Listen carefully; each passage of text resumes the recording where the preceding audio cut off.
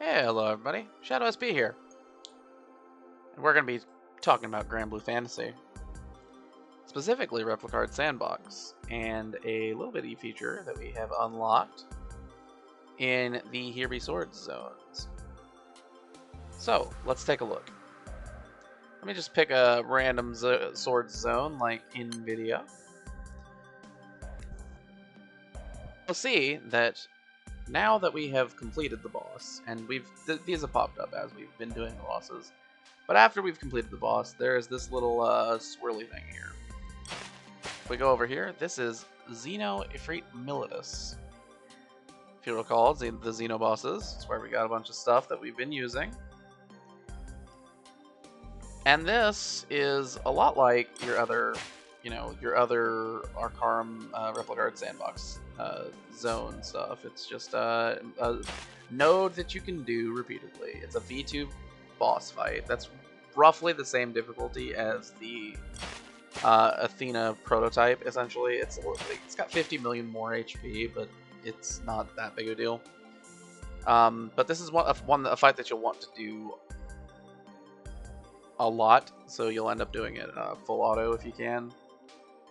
Anyway, and I'm not talking about Xeno Ifrit specifically, I'm talking about the Xeno Militis. So when we look at this, there are a couple things. So first of all, the boss itself can drop stuff. The boss itself can drop the Xeno Militis weapons, regular Militis weapons. Can drop an Astra coffer and an Idian coffer. Can drop these. Can drop Idians and Astras directly also, and just various Arcarum stuff. And then there's also a Xeno Sephira coffer, which can drop essentially at any point. It's not common. And those can contain basically any of the stuff in the bottom half, and that includes this gold bar. But not every Xeno Militis includes a gold bar. There's a different kind of Xeno Militis. If we go to, say, Joculator, we'll see over here, Xeno Militis. The other option is Sephira Evolite.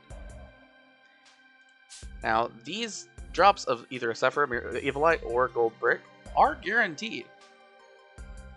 Eventually.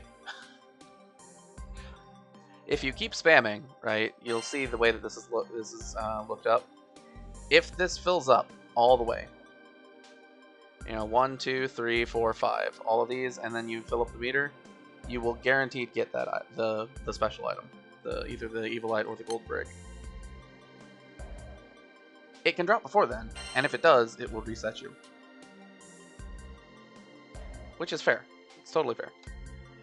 Yeah, so what does this look like? It looks like it's a dream come true, right? I have 30 AP, I can just spam it over and over again.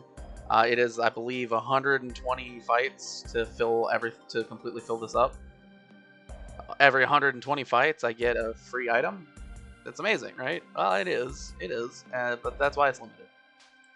So if we look over here on Arcarum, we have at the top we have our AAP, we have our Arca points, and we have this number.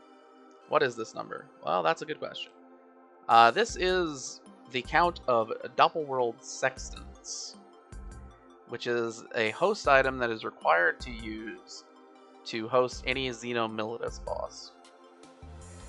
And you get 1 per day, retroactively to when they added them. Which is great, because, some people haven't started the game yet. And they stack up, I think, forever. We've never run into a cap on them yet, so probably. So, what is this used for? Well, generally speaking, most people that I'm aware of, since you can farm gold bars more easily in gold bar raids, I believe most people use their Doppelworld Sextants, who actually use them. Some people just let them stock up, and that's a thing that can happen. It is. But if you're actually using them, the biggest use case is to get more Sephira Evolites. Because, well, for one thing, you need more Evolites than there are in the shop to get all the evokers. We have one evoker, and we have one Evolite, and there are 3 Evolites in the shop still. So we can't get all the evokers with just the Evolites in the shop. So we need to farm for those. In addition, if you are trying to 5-star your evokers, that needs another Evolite. So you need a total of 20 Evolites to 5-star all your evokers. And even then, people are like, I don't know that I want to use these Doppelworld Sextants, because if I do, then I might need more Evolites in the future if Cygames decides to add more uses of them. So, I can see why people wouldn't do it. And the only other way to get more Sephira Evolites is in, of course, the shop. Valor Badges. This is the other Evolite source. 500 Valor Badges, which is done from the Guild War event, which is an event, so this account will not be doing it. Also, this is very expensive. And, I've bought this pack multiple times myself on my main account. I didn't like it, but I did. I ended up skipping out on Sunstone packs because I had to buy Evolites to get evokers, which was, it's worth it, but it's expensive. And everything is expensive. Like there is a limit on the number of Valor Badges you can get in a particular event for the Guild War.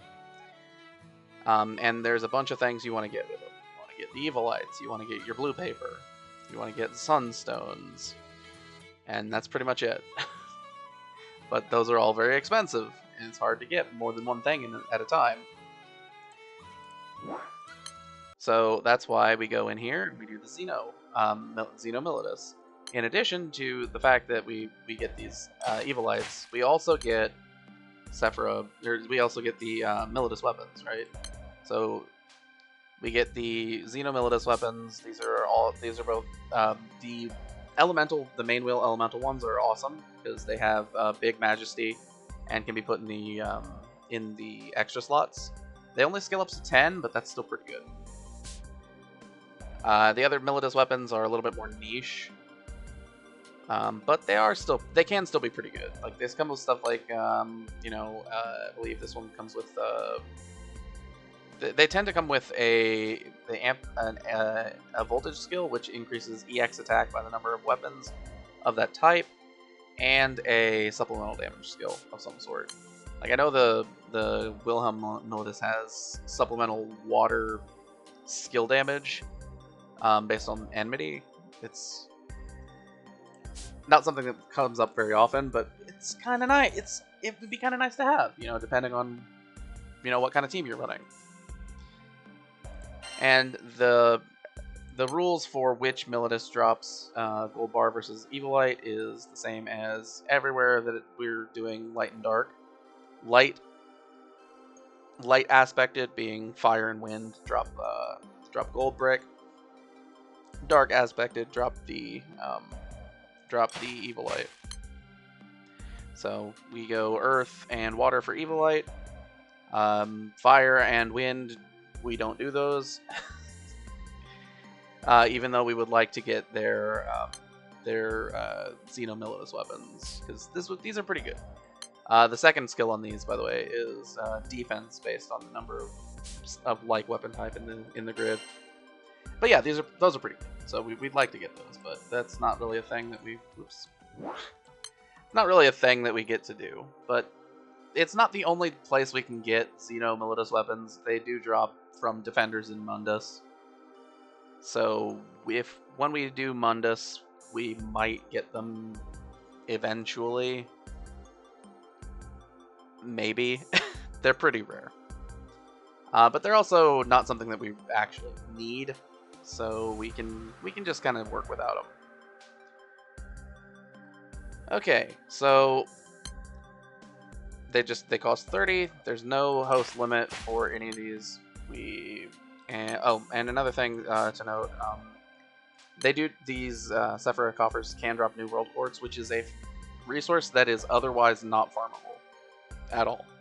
It's only farmable in Guild War, which this account can't do, and that's it. And that's only if you've exhausted your other weapons, like recruited all of the Jutenshu, the Eternals. So it's really hard to get more new world quartz outside of doing missions. So if you're farming for your Sephira Evolites, you'll get more new world quartz, get some Damascus crystals that this account actually really needs. So I might be doing some of these Xenos a little bit off screen. And yeah, we'll get a bunch of stuff.